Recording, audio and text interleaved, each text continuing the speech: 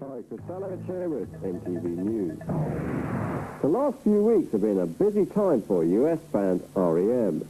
They celebrated their 9th anniversary, got on the cover of the major American rock magazine Rolling Stone, and played New York's legendary rock venue, Madison Square Garden, as part of the tour supporting their LP, Green. R.E.M. singer Michael Stipe talked to MTV about, among other things, his interest in the environment.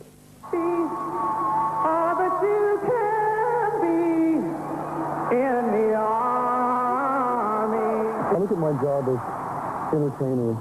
You know, I'm a singer, but foremost I'm an entertainer because there are other people in the very back who are watching the spectacle take place.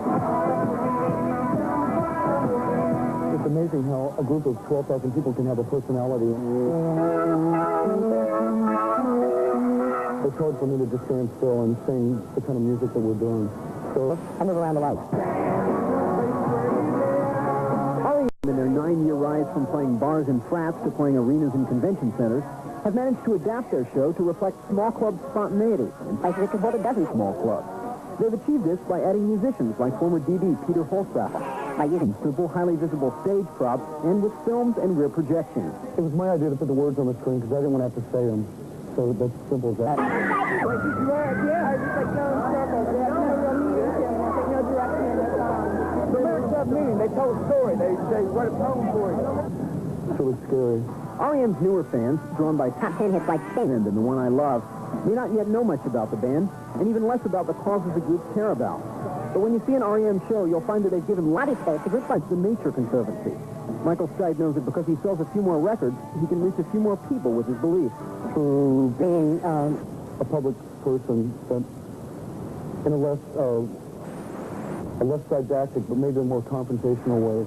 What do you think like this? And that I can make people aware of things that I'm concerned about as a person. And one of the things Michael and R.E.M. are most concerned about is the environment. The rising threat to nature is one of the major lyrical themes on Green, and Michael is eager to discourse on the topic on stage and off. Clearly the environment has become a really big issue.